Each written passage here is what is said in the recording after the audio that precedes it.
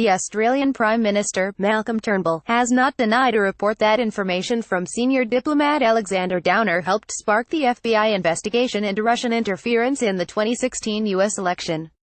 On Monday, Turnbull conceded he had not talked to anyone in the Trump administration since the New York Times story detailing Downer's role in the investigation broke. But Turnbull said he was not at all worried his relationship with Donald Trump had been damaged.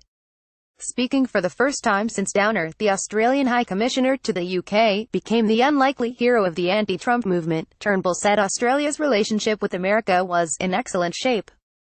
The government won't be making additional comments on a matter that relates to an ongoing investigation in the US, he said, when asked about Downer's role. So we've got nothing further to add to that. Citing numerous unnamed sources, the New York Times reported Downer had drinks with Trump campaign advisor George Papadopoulos in the UK in May 2016, during which the campaign aide mentioned Russia had dirt on Hillary Clinton.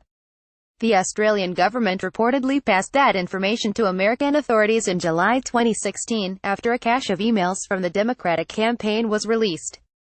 The information from one of America's strongest intelligence allies was said to have heavily contributed to the FBI decision to launch an investigation into Russia's role during the U.S. election.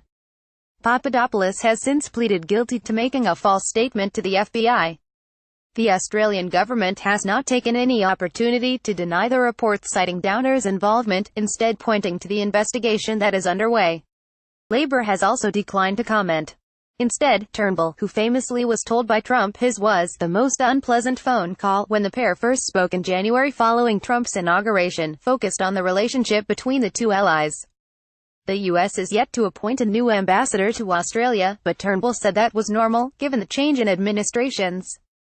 In the American system, there are often delays in appointing ambassadors when a new administration comes in. It is not a matter of concern, he said. The relationship is in excellent shape and the connections between Australia and the United States are so diverse and numerous, so strong, and indeed, our relationship through the State Department is excellent as well. Quick guide: the story of Donald Trump and Russia comes down to this: a sitting president or his campaign is suspected of having coordinated with a foreign country to manipulate a U.S. election. The story could not be bigger, and the stakes for Trump and the country could not be higher. Investigators are asking two basic questions. Did Trump's presidential campaign collude at any level with Russian operatives to sway the 2016 U.S. presidential election? And did Trump or others break the law to throw investigators off the trail? While a majority of the American public now believes that Russia tried to disrupt the U.S. election, opinions about Trump campaign involvement tend to split along partisan lines. 73% of Republicans, but only 13% of Democrats, believe Trump did nothing wrong in his dealings with Russia and its president, Vladimir Putin. The affair has the potential to eject Trump from office. Experienced legal observers believe that prosecutors are investigating whether Trump committed an obstruction of justice.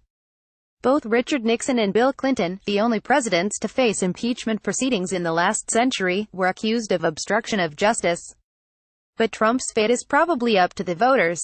Even if strong evidence of wrongdoing by him or his cohort emerged, a Republican congressional majority would probably block any action to remove him from office.